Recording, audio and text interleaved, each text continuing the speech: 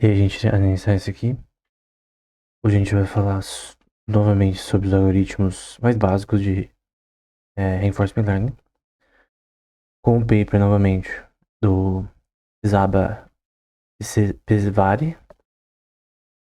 Na segunda parte, eu não vou tratar de todos os algoritmos, tá? Na segunda parte eu vou pegar os que mais importantes, que eu acho mais interessantes, e colocar aqui, né? Então, um dos mais, assim, conhecidos é Temporal Difference Learning, ou TD. Então, vamos supor que a gente tem um processo marcoviano M. Nós temos a função V, que a gente quer calcular, né? A gente tem aqui os estados do sistema, que é xt nesse contexto desse paper. Mas lembra que xt nesse caso é st mais 1 na notação tradicional. As recompensas ao longo do tempo e t maior que zero em m. E no caso, a função de valor com o chapéuzinho em cima é que a gente quer calcular ao longo dos estados x. E aí, isso aqui vai ser um algoritmo de aprendizado, de atualização, update, né? É um algoritmo de update. É uma cor mais viva, né? Algoritmo de update.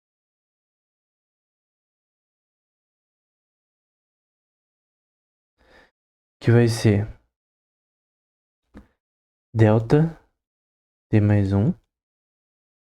Isso vai ser igual a recompensa ao longo do tempo desse sistema. Enquanto a gente vai rodando, vai dando recompensa para ele. A taxa de desconto, dada uma função de valor V. E os estados do sistema. Essa taxa de desconto menos os estados passados, né? É a mesma ideia. O que está acontecendo, que é os estados que estão rolando agora no agente, e os passados, menos os passados, que a gente viu várias vezes. Então, a gente vai ter, depois desse delta t mais 1, que é uma parte de update, tem a parte da própria função de valor, que vai ser a função de valor com x, learning rate alpha, ou step size, e essa equação vai entrar dentro dessa função de valor.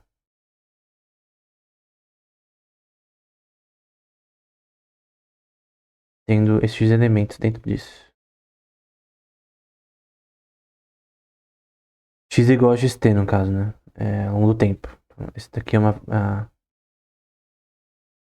obviamente os frames por segundo do ambiente do seu jogo, por exemplo, do sistema robótico que está fazendo essa análise visual, né, com a câmera, ao longo do tempo, né? Você tem frames por segundo, só que no caso do tempo está acontecendo nesse momento e o que já aconteceu, né? E você faz essa comparação, né? Essa diferença. O termo diferença temporal, ou difference learning, no nome do algoritmo vem do fato de que dt mais 1, o algoritmo que a gente já viu, é definido como a diferença entre os valores de estados correspondentes a passos de tempo sucessivos. Em particular, dt mais 1 é chamado de erro de diferença temporal. Então a gente quer só calcular, dadas certas recompensas, tem uma função de erro em relação ao que eu estou fazendo, que o agente está fazendo agora versus o que ele já fez. Aprendendo com os erros do passado, né? E melhorando as ações presentes. E para fazer isso de forma eficiente, você usa LSTM, né? É básico, né? Você ter essa relação hierárquica sem LSTM, você não resolve o problema. Tu tem que ter LSTM. Um short term memory, né? E o algoritmo 1 você vai ter esse tuple de função, que vai ter os estados x, recompensas, estados futuros e a função de valor. X é o último estado, y é o próximo estado, é a recompensa associada a uma função de transição, e você tem o algoritmo delta aqui, fazendo toda aquela equação que a gente viu anteriormente, que é a parte verde ali, e a função de valor. Então essas duas coisas computam no final V, que é o resultado do algoritmo, né? Ele vai falar um pouco da convergência também na próxima aula, vai ficar claro. converge para uma medida de Desbag, mas vai ser fácil ver que converge e que deve convergir para uma função V. V com o chapéuzinho em cima significa que é a função futura que, no caso, que tem que ser superior. E f de v vai ser uma função computando x, que x é igual a xt, né? Então, ao longo do tempo. E você vai ter, por definição, que isso aqui vai ser o valor esperado. E é a mesma coisa, né? Recompensas mais função de penalidades. Vou fazer de novo isso aqui. Recompensas mais taxa de desconto. Dados rolando no sistema. Menos os passados.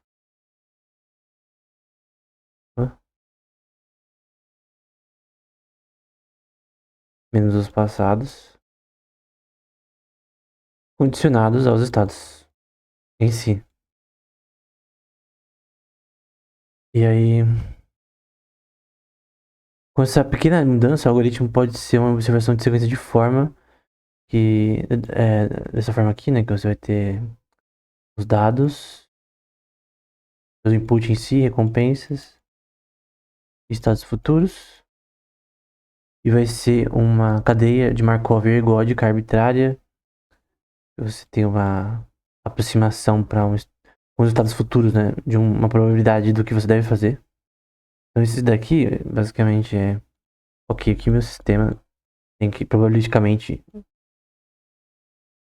calcular para resolver um problema futuro, né? O que está acontecendo agora. No ambiente novo, como que meu sistema vai rolar? Como que ele vai calcular o que ele tem que fazer? Eu sempre uso aqueles exemplos toscos, né? Mas esdrúxulos, não é o termo melhor. É, os exemplos do Call of Duty, né? Por exemplo, ontem eu tava jogando Pokémon TCG e eu enfrentei um cara que ele tinha um Mimikyu, que é basicamente um Pikachu esquisito que parece um fantoche. Ele tinha uma habilidade que ele defendia de qualquer ataque de um Pokémon X, que basicamente ele é um mais forte que normal, não é com mega evolução. Mas como meu deck era baseado apenas no Pokémon X do Charizard, eu perdi e eu não consegui lidar com a novidade que eu vi daquela carta. Aquela carta me fez perder. E se eu tivesse talvez mais experiência de ter ido contra ela outra vez, eu teria focado em pegar uma carta que não seria X, do começo. Então, foi apresentado pra mim no jogo, nesse jogo de carta.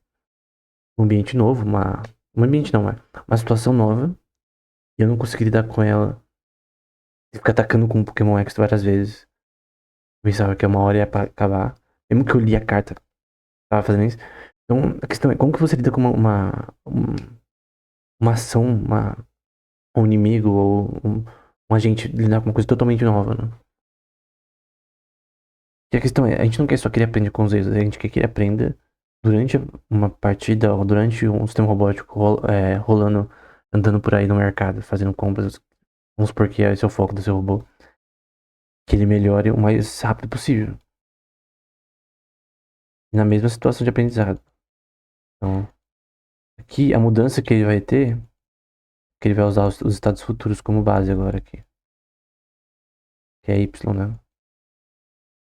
Ele vai usar os estados futuros no algoritmo. Em relação aos estados passados. A diferença antes é que você usava os estados passados em si, ao longo do tempo. Aqui o Y ele é ST mais um, mas ele tem uma visão de estados futuros de fato, né? Não só o que estão acontecendo. Mas enfim, essa é a mudança. Aí eu tenho o método linear desse contexto, que vai ser de velocidade algorítmica, né? Big O é basicamente velocidade algorítmica, de 1 sobre raiz quadrada de t, 1 sobre o tempo que esse algoritmo vai rolar. E tem vários tipos de velocidade, só pra não deixar todo mundo no ar, né? Por exemplo, tem algoritmos que rodam de velocidade n, ou seja, linear, extremamente rápido. Tem algoritmos que rodam de forma quadrática, 2 elevado a n, que é mais computacionalmente difícil que isso. Ou algoritmos que rodam a raiz quadrada de n. Pode ser 1 sobre n, pode ser 2n, enfim. A questão é, n é seu input. Sempre vai ter um input. Mas quanto mais complexo o algoritmo, em relação ao crescimento do input, mais escalar esse algoritmo vai ficar mais difícil. E vários problemas de, por exemplo, renderização de jogos e coisa do tipo, eles são nesse sentido. Eles são meio que NP hard, né? Você não tem um algoritmo eficiente para resolver eles rápido. Então, coisas como, por exemplo, por que placas de vídeo hoje em dia você não consegue fazer um upscaling para deixar a imagem do jogo melhor? Ou rodar jogos GTA 6 da vida num PC fraco? Ou com uma placa de vídeo inferior? Porque pode otimizar o jogo com o algoritmo. Tu pode fazer certos problemas computacionais. Você rodar algoritmos que de repente vão. Antes o programa rodava de forma quadrática. É mais difícil que isso aqui, por exemplo. Mas você achou um algoritmo, você conseguiu criar um algoritmo que resolve esse problema e transforma em linear. Ou até em menor que linear. Então isso significa que você pode melhorar seu algoritmo. Porque tem um lower bound aqui, né? Tem um mínimo necessário para que você rode alguns tipos de problemas computacionais. Você não vai conseguir jogar Minecraft com todos os shaders possíveis e inimagináveis, mais tryhard de todos, num PC fraco. Talvez exista, teoricamente, um algoritmo, caso NP seja N, NP seja igual a P, ou ao contrário. Talvez exista um algoritmo para resolver qualquer problema computacional de Mesh Theory, que é o contexto dos jogos, né? Mas no momento não existe. Então, por isso que você vai fazer você tem aquele Ray Tracing, coisa do tipo, quando você adiciona isso no seu sistema, vai jogar um Cyberpunk no máximo, com Ray Tracing, todo tipo de coisa possível e imaginável, tem que ter um PC muito forte.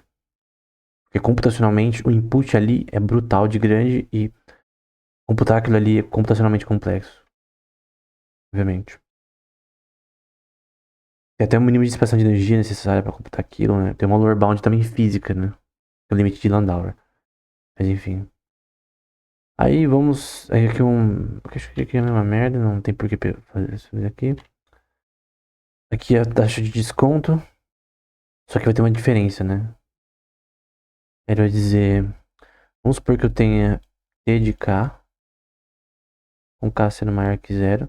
K operações, né? De uma sequência de vezes que um episódio começa. Você está treinando esse algoritmo. É uma sequência de episódios, de vezes que você está rodando esse algoritmo. E você vai dar as recompensas em relação a esse episódio, em que T está dentro tanto do histórico de episódios, e os episódios que estão rolando. Por exemplo, quando a gente fala falando do ser humano. O ser humano ele funciona com o seu histórico, sua memória, coisa do tipo. Forma hierárquica, etc., que é extremamente complexo a memória humana. Também animal. Ele também usa tanto a memória passada quanto a atual, que é a working memory. Ele usa ambas, né? Tem a memória de longo prazo, curto prazo. Potenciação, potenciação de longo prazo, curto prazo, efeitos de longo prazo de memória hierárquica.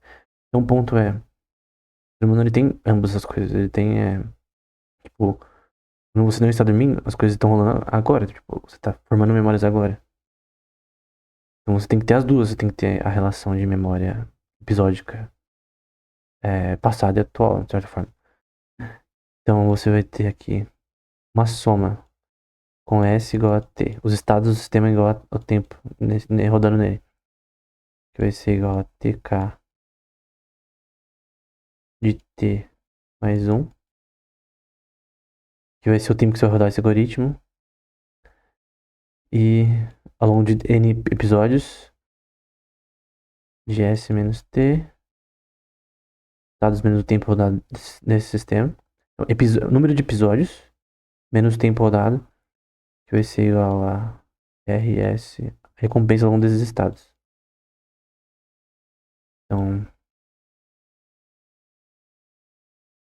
não posso explicar. É uma taxa de desconto que dá as recompensas e penalidades do sistema.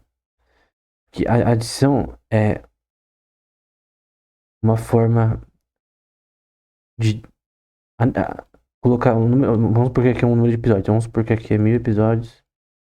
Rodou o seu algoritmo. E aqui é 10.000. Isso aqui é uma forma de você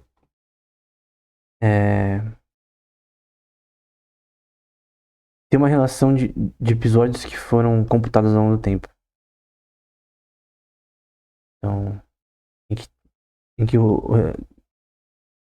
em que isso denota o retorno do tempo T até que o episódio acaba. Você tem uma relação de grupo de episódios de treinamento do seu sistema que são agora computados na taxa de desconto.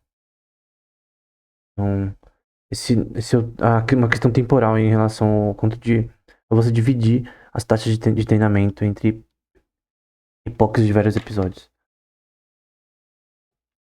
Aí vai dizer que claramente v de x vai ser igual a o valor esperado das recompensas condicionadas aos estados.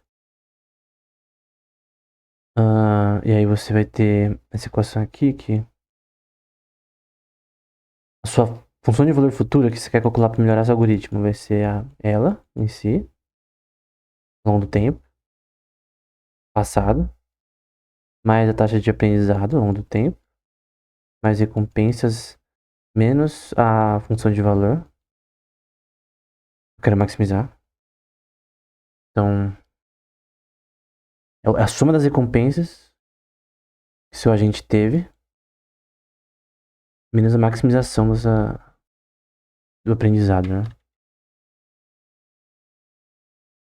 E o algoritmo fica assim, né? A função implementa um algoritmo de Monte Carlo. O algoritmo de Monte Carlo é um algoritmo que é aplicado para você simular probabilidade. Então, você quer simular, por exemplo, fissão nuclear. Então, com base na física de como partículas se comportam e se chocam no contexto do urânio específico. Não lembro o isótopo exatamente. Mas quando se chocam em forma báreo, um monte de coisa ali, como esse sistema vai se propagar ao longo do tempo. Se você simula funções de probabilidade, isso é muito útil, porque você pode usar Monte Carlo Tree Search para fazer árvore de probabilidade de ações que você pode realizar. Não é uma coisa que esse paper diz ainda, é uma coisa posterior, mas que vai criar uma árvore de probabilidade em relação a quais são as ações que vão maximizar a minha probabilidade de vitória, por exemplo, no xadrez. Então, além de long short term memory, reinforcement learning sempre anda com Monte Carlo, algoritmo de Monte Carlo, para simular probabilidade ao longo de N episódios. É muito importante o algoritmo de Monte Carlo, eu já falei em outro curso do canal de inteligência artificial. Eu creio que no primeiro. Usando Hunter x Hunter, hein? Usando a luta de Meruem contra o Netera. Então você tem um Monte Carlo que vai simular essa relação de recompensas e estados. Então a cada estado desse T, ao longo do tempo T, você tem recompensas associadas a ionésimas transições. E T é o tamanho do episódio. Esse T aqui é o tamanho do episódio. Em que você tem um agrupamento de episódios dessa forma, né? T é o número de episódios.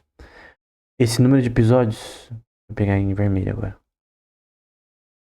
Esse número de episódios ele roda K vezes ao longo do tempo T minúsculo, que é uma questão temporal, mais 1, porque é uma coisa contínua. Esse K é igual de 0 até 1. Não, perdão, de 0 até N. Ou seja, rodar N vezes esse algoritmo tem que ter o número de episódios. Opa. E aí você tem V que vai ser uma função de valor que vai armazenar essa função de valor ao longo do tempo. E converte para zero esse negócio. Aí no fim você vai ter o algoritmo em si que a gente viu anteriormente, a função de valor, etc. E no fim volta a ver, que é a função de valor para melhorar o seu comportamento do sistema. Ok, agora é TD lambda com Monte Carlo. Lembra que o algoritmo de Monte Carlo é uma relação de probabilidade. Então, o que é o TD lambda? De forma interessante, tem uma forma de unificar esses métodos, que é chamada de família de métodos TD lambda, em que lambda ele está dentro de 0 e 1, e é um parâmetro que vai permitir alguém interpolar entre o algoritmo de Monte Carlo e o algoritmo anterior de Temporal Deep Learning, em que L0, lambda igual a 0, dá TD igual a 0, a Temporal Deep Learning do algoritmo anterior. E a forma de fazer isso aqui, lembra que tem uma relação de episódios aqui em T. Recompensas em T episódios rodado K vezes. Quando você tem dois pontos, isso chama concatenação. Ou seja, tu tem uma concatenação entre episódios. Vamos supor que sejam 100 episódios aqui. 10 para ficar mais simples. De 1 a 10, embora seja mais normalmente. E você concatena isso com o número de vezes que você roda isso. Quantas vezes você vai rodar esses 10 episódios? Vamos supor que eu rodo 10 vezes. Então vai repetir 10 vezes. Desde que eu dizendo também é igual. Esses mesmos episódios. Então uma concatenação. Concatenar é tipo juntar coisas e mudar elas em si intrinsecamente. E aí você vai ter isso igual a soma do tempo de episódios T minúsculo mais K vezes que eu vou rodar esses episódios. A taxa de desconto de S menos T. Os estados menos episódios. Que eu rodei eles. Recompensas. Esse S provavelmente é isso. E gama rodando K mais 1 vezes. Ou seja, eu tô fazendo K operações de gama. A taxa de desconto. As penalidades, etc. no meu algoritmo. E a função de valor com os estados do sistema rodado em T episódios. Vou até fazer de outra cor. Vermelho vivo aqui.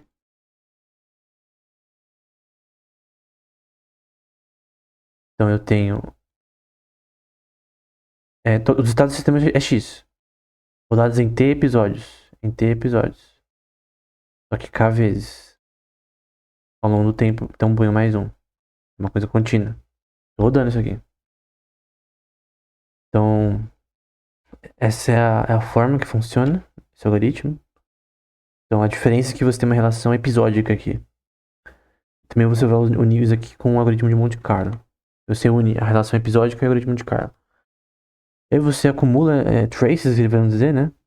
Então basicamente aqui você tem a equação que a gente viu anteriormente. Recompensas, função de penalidade, dados os estados rolando no sistema, menos os estados passados. A função de valor que você está calculando ao longo do tempo, menos as passadas. Ou seja, você está tentando fazer com que o seu algoritmo aprenda com os erros do passado. Porque aí você vai ter o espaço latente que vai ser dt mais 1, normalmente chamado de features, como a gente já viu anteriormente. Em que você vai ter que x é igual a xt. E a função gama com lambda, que pode ser igual a 0, pode ser igual a 1, enfim. Então lambda, que você pode escolher arbitrariamente, e esse estado latente, z. Vamos adicionar um estado latente agora. Você tem agora outro algoritmo rolando aqui, dados os seus estados do sistema, que vão fazer o sistema entender melhor o que está acontecendo também. Esse feature space. E aí você tem a equação normal da função de valor, então tem a função de valor passada, velocidade de aprendizado, o algoritmo delta t mais 1, que calcula as recompensas, e o seu feature space. Então é basicamente isso. E lembra que normalmente o ZT mais 1, ele age sobre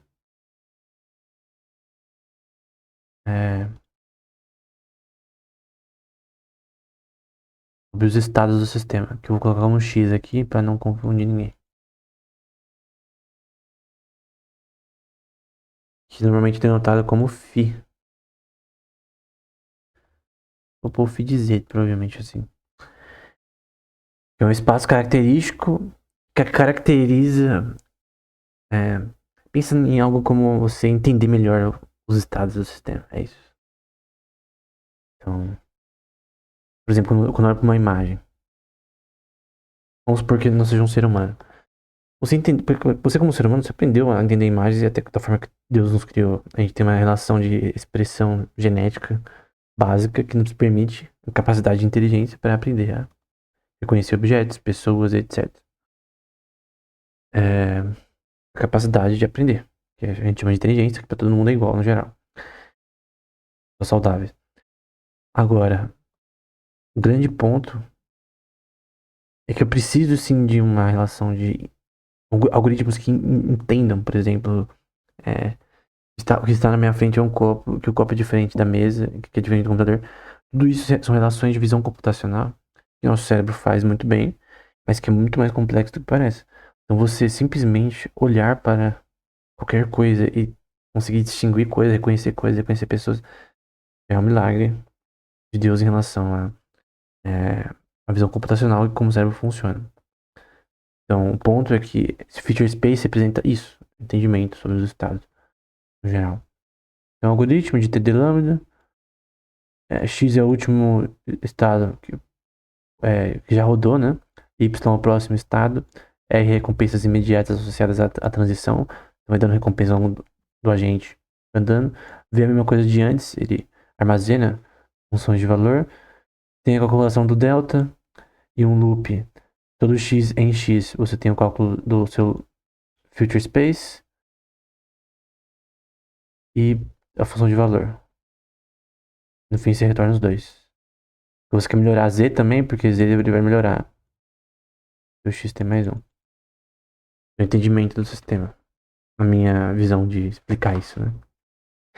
Então, quando o espaço de estado é grande, ou infinito, não é bom ter um valor separado. Quando o φ é muito grande, então não é bom separar esses valores em cada estado na memória, porque senão vai ser computacionalmente mais complexo. Então, para lidar com um feature space muito grande, vai agindo em todos os seus estados, você tem esse v de teira, isso, que vai ser igual ao transpose de teira, que muda a ordem, lembra? Então tava assim o vetor, o conjunto vetorial fica assim, por exemplo, fazer a multiplicação corretamente. E aí, assim na verdade.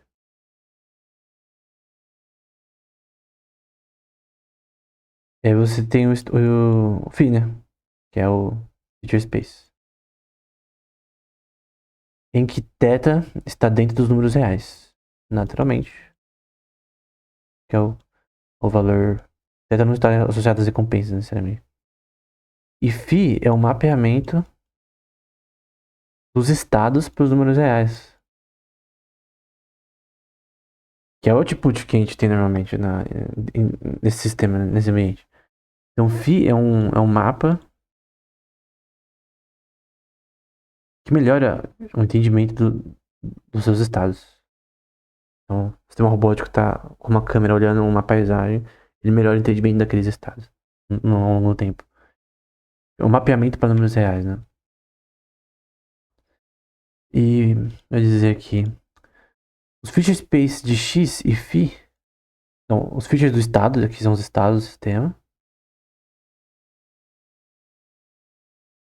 estados, e o φ é o feature space, as características desses estados, features.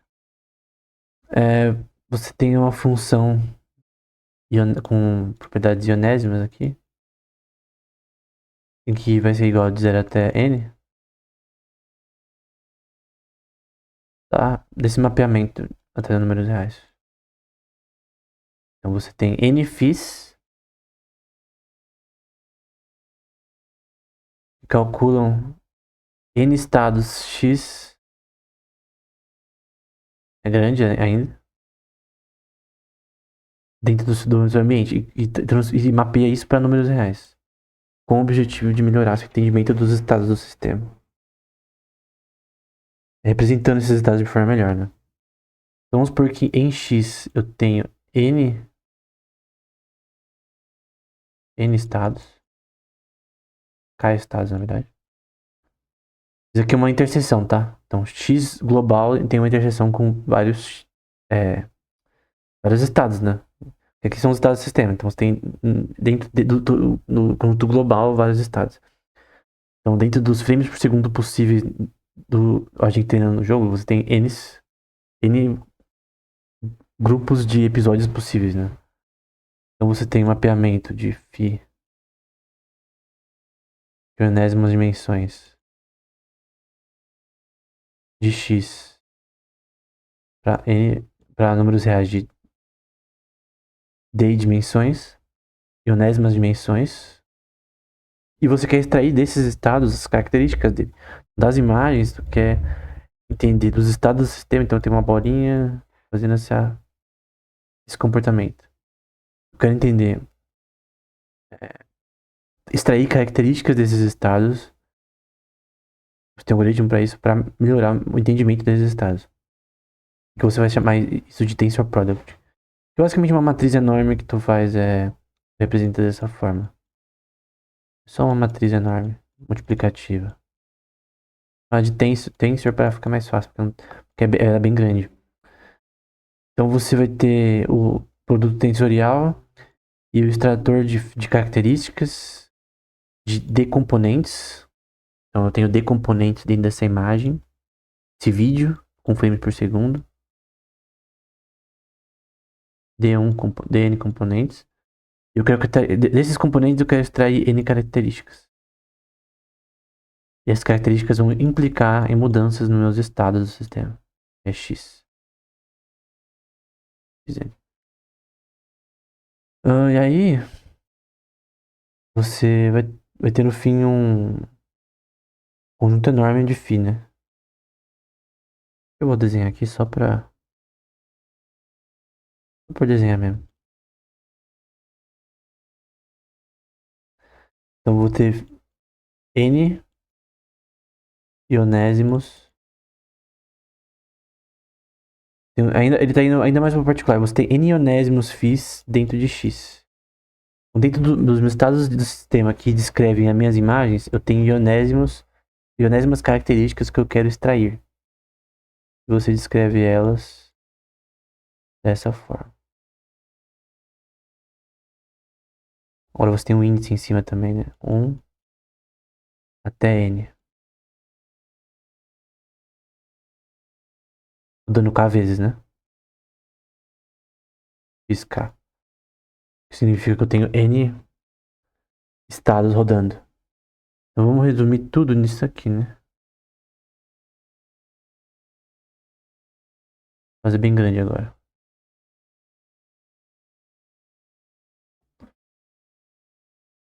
Não, acho que tá bom aqui, né? Dá pra enxergar.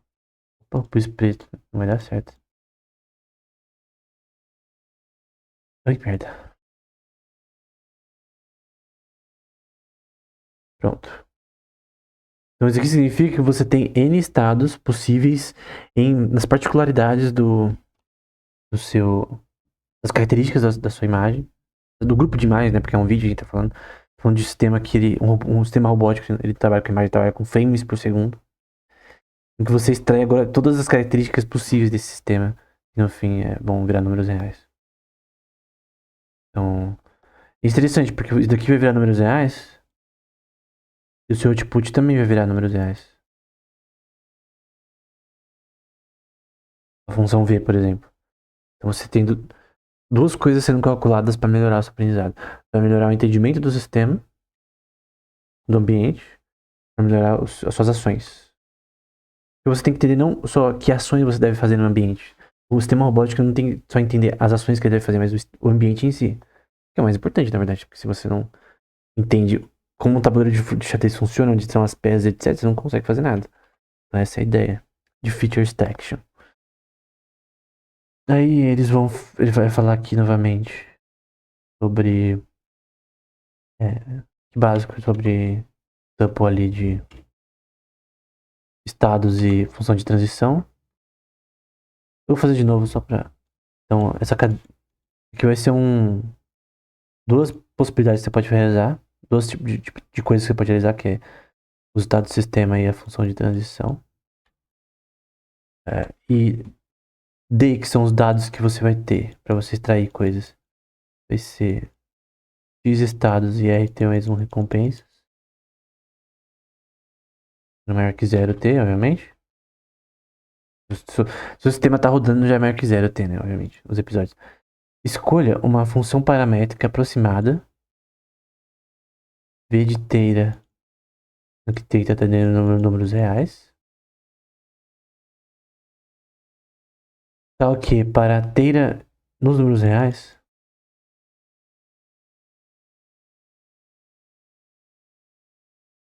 com D dimensões, você tem aqui uma função que age sobre teira. Então, eu tenho teira, que está dentro dos números reais. Você tem uma função de teira dos meus dados X, mapeamento para números reais.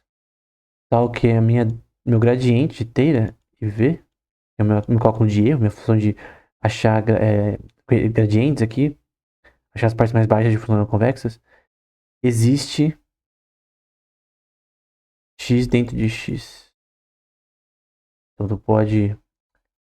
É possível você achar, nesse contexto, um X superior ao anterior.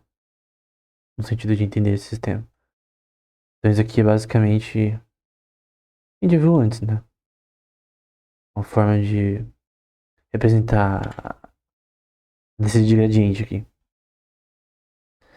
E desse algoritmo específico que a gente pode ver, você vai ter a mesma coisa de antes, que não vou falar, mas a diferença é que você tem teira dentro dos números reais. Isso funciona como um parâmetro linear, vetorial, é uma aproximação de uma função. Z, que é o espaço latente dentro dos números reais. Tem a função delta de atualização, cálculo do espaço latente e θ também. Que é uma... Porque, pra voltar, né? Aqui é a de atualização, função de atualização. Aqui é a função do seu espaço característico. E aqui é um outro parâmetro que você vai para melhorar o aprendizado. Teira é outro parâmetro que você vai calcular para melhorar o aprendizado. Então, agora você retorna teira e Z. Que é o seu espaço latente, né? É Φ. Lembrando que Z ele age sobre seus estados.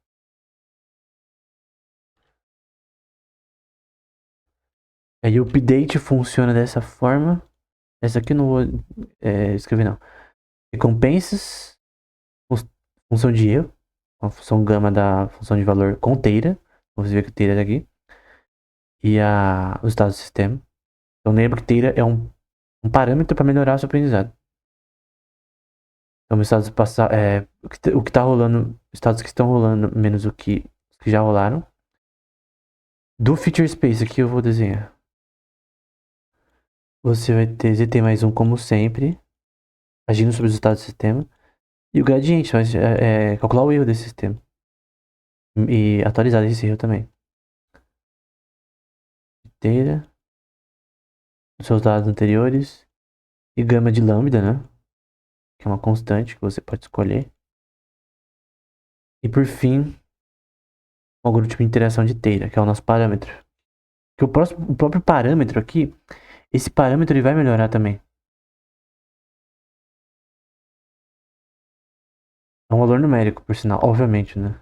Não me diga que é um valor numérico. Alfa de teira. T mais um. Aqui juntou tudo, né? Então você tem aqui... Opa, tem alguma coisa errada.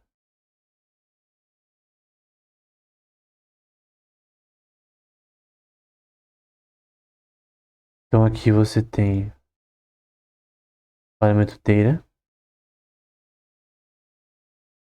taxa de aprendizado ou step size, algoritmo de atualização e seu feature space, que age sobre os dados do sistema. Então tem tudo junto aqui nessa parte.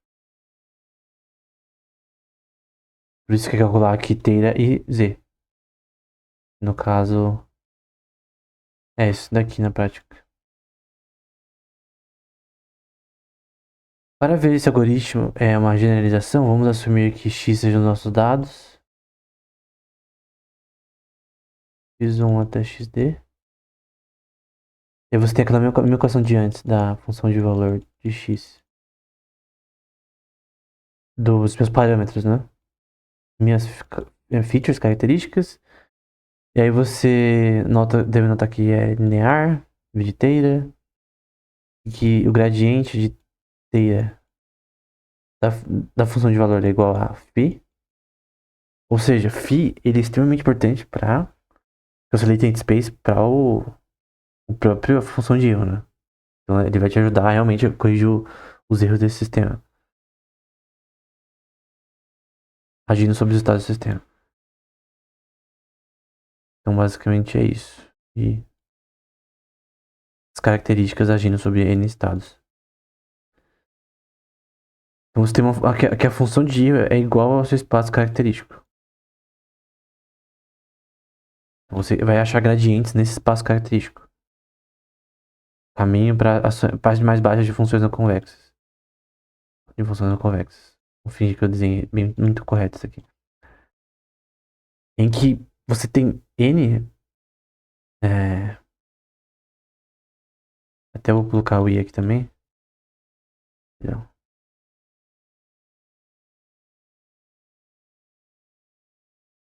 Espaço característico. Ionésimos deles. De teira. Então você tem um espaço característico agindo em teira em X. Com seus estados. Então lembra que esses estados eles vão modelar o seu aprendizado dos próprios estados, né? Novamente, qual que é a intuição aqui? Eu tenho o seu sistema robótico tá andando na rua, por exemplo.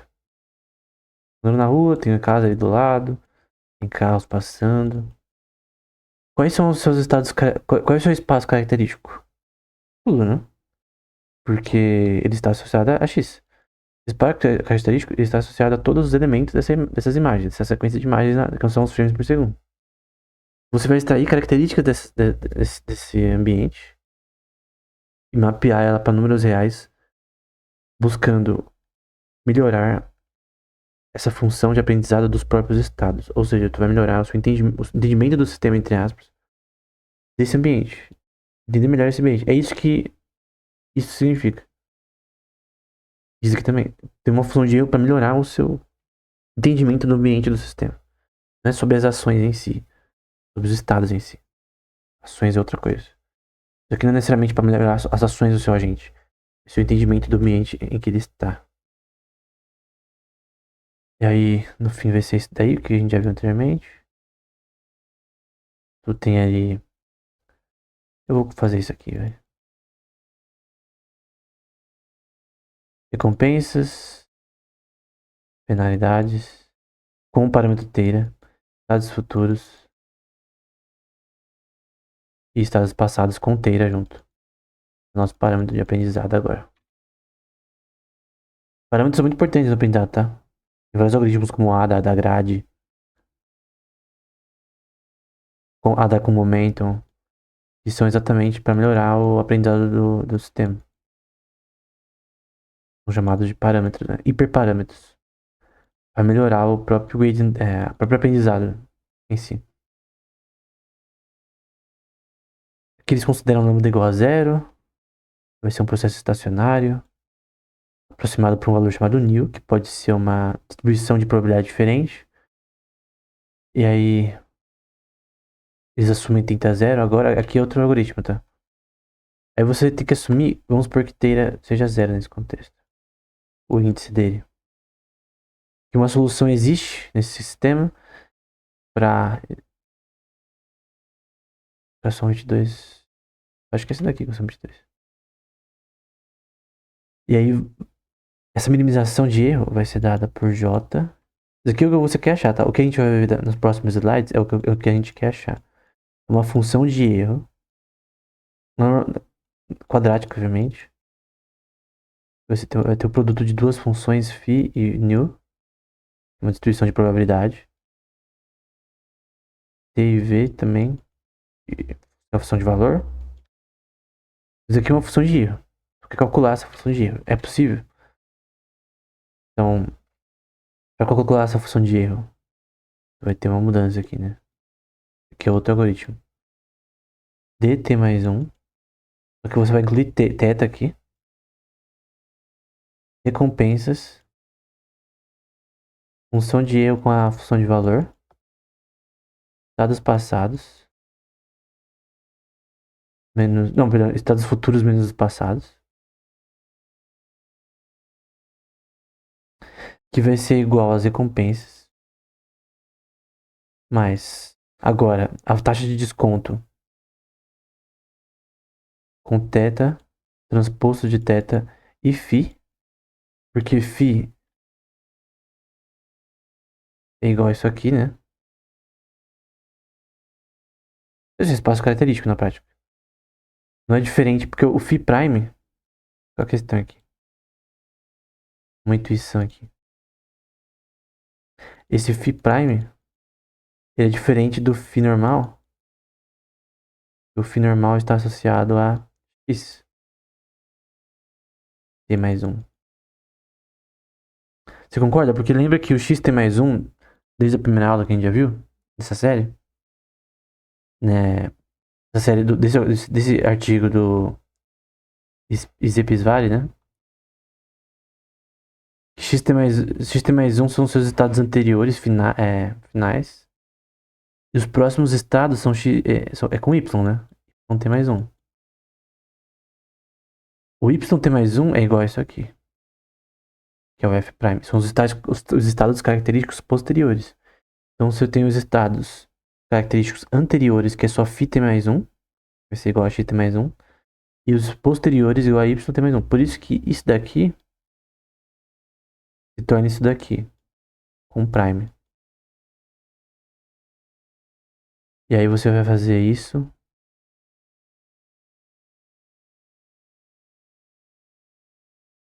Menos θ de φt. Lembra? Aqui é simples. Ó. Isso aqui é literalmente o espaço característico de recompensas futuras. Taxa de desconto disso. Menos as passadas. É a mesma lógica. O que está acontecendo menos o que aconteceu. Não mudou muita coisa. Só que se você está usando o próprio espaço característico aqui. Então, não é complexo. E você vai ter que isso vai ser igual a... O próprio φ vai ser igual a φ dos estados passados. O φ passado vai ser igual ao φ dos estados passados. E o φ prime... Vou fazer aqui. O φ prime... tá horrível esse φ. Vou fazer de roxo. Vai ser igual a os estados futuros.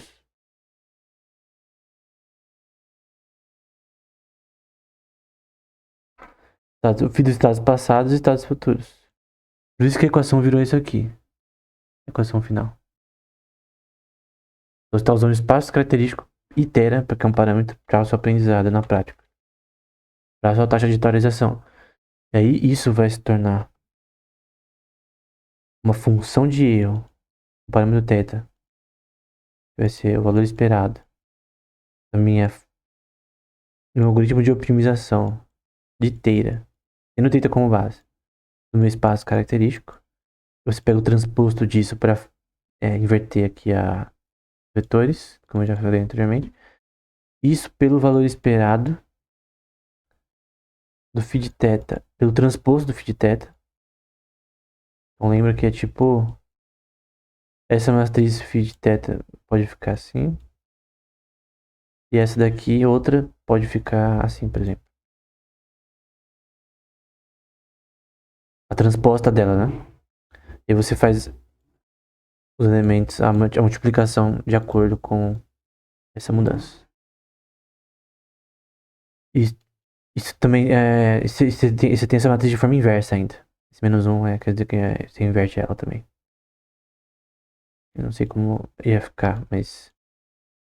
E aí você tem o valor esperado também de atualização de telha de fio.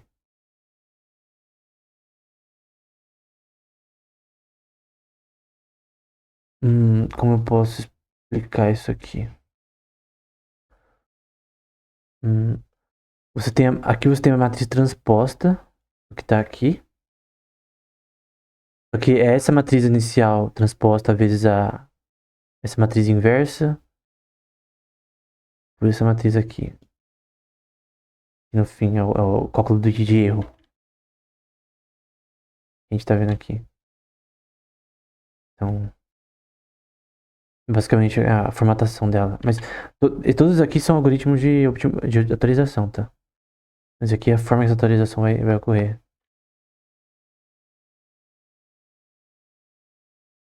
E aí você tem no gradiente disso, que vai ser menos 2 valores de esperado. Eu creio que tá associado a gente ter duas dessas, né? Menos 2, são dois valores esperados, né? Menos 2 valores esperados.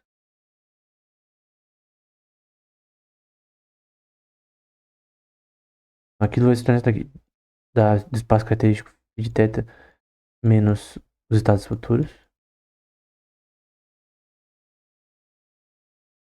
Pela transposta de φ de θ com o parâmetro W agindo sobre θ, em que W de θ vai ser o valor esperado do espaço característico transposto, e o inverso disso pelo valor esperado. Tudo se converge nessa equação aqui. Do algoritmo de atualização de θ por φ de t. Então tudo se converge para isso daqui.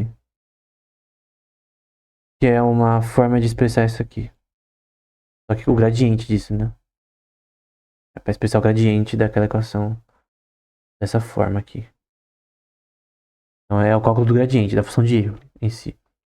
No espaço característico e funções de atualização como base. E aí você tem o Gradient Temporal Difference Learning aqui. Mas já estava falando sobre isso, né? Versão 2, atualização de θ vai ser escolhida com o gradiente estocástico negativo. Em que Wt vai ser uma aproximação de Wθ. E aí você assumir isso enquanto a atualização desse algoritmo aqui é escolhida. Qualquer θ sendo fixo. E no fim fica assim, né? O algoritmo de atualização do θ vai ser θ mais o alfa, a taxa de aprendizado, step size, o espaço característico passado menos com desconto do futuro.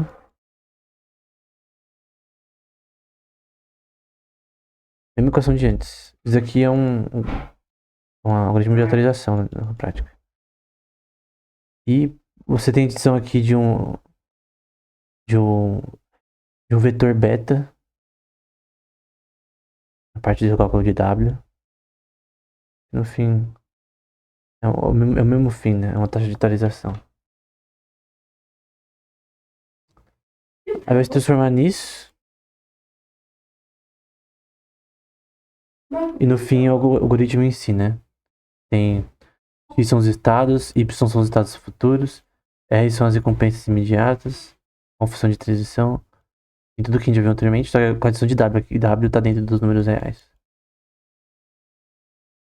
Que é um weight auxiliar, né? É um parâmetro auxiliar para melhorar o sistema.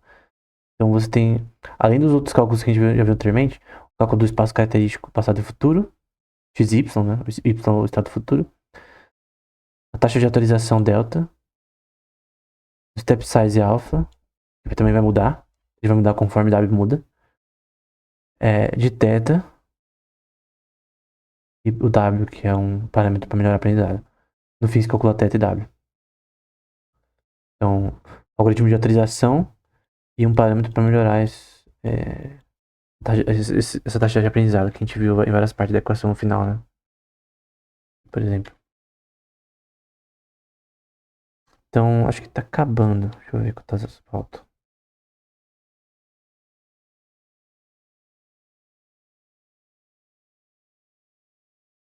Como tá acabando, eu já vou. Tem outro método chamado least squares, que é meio que uma forma quadrática de temporal difference learning, em que você vai ter essa equação aqui na prática. Você tem o valor esperado, espaço característico, algoritmo de atualização de θ, isso sendo igual a zero. Último método dessa aula, último método que dessa aula. Os dados, que basicamente são os dados e recompensas, os estados do sistema e recompensas. Aí você vai ter uma taxa de normalização sobre n com a soma de n-1 vezes o seu espaço característico pela taxa de atualização, pelo algoritmo de atualização, vai ser igual a zero.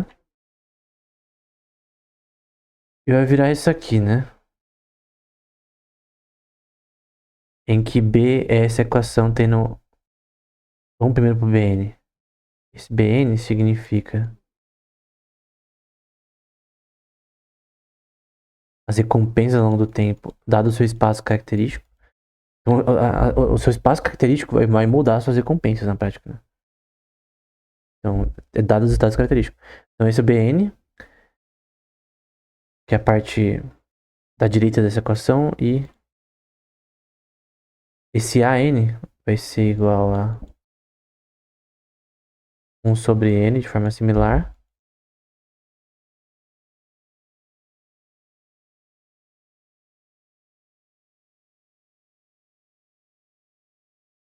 Com espaço característico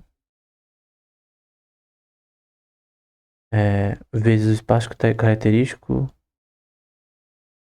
menos a função de desconto do espaço característico futuro.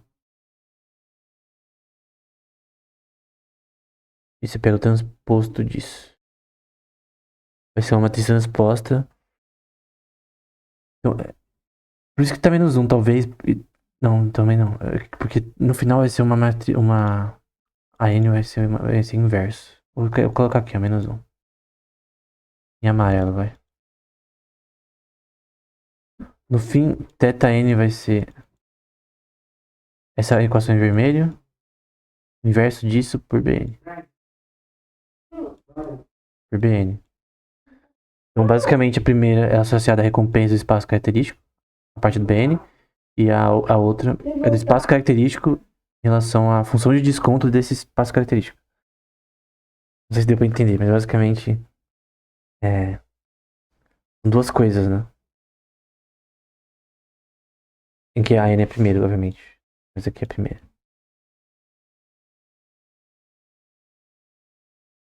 O ponto no fim é usar o espaço característico para melhorar o seu algoritmo. No fim vai ficar isso assim, né? X é o estado final, Y é o estado posterior, R são as recompensas imediatas. C tá dentro de... C é uma matriz diagonal, né? Com elementos diagonais positivos.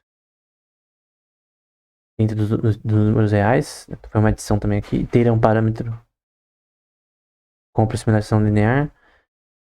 Então o que foi adicionado foi C. É uma matriz diagonal que vai também ser importante nesse sistema.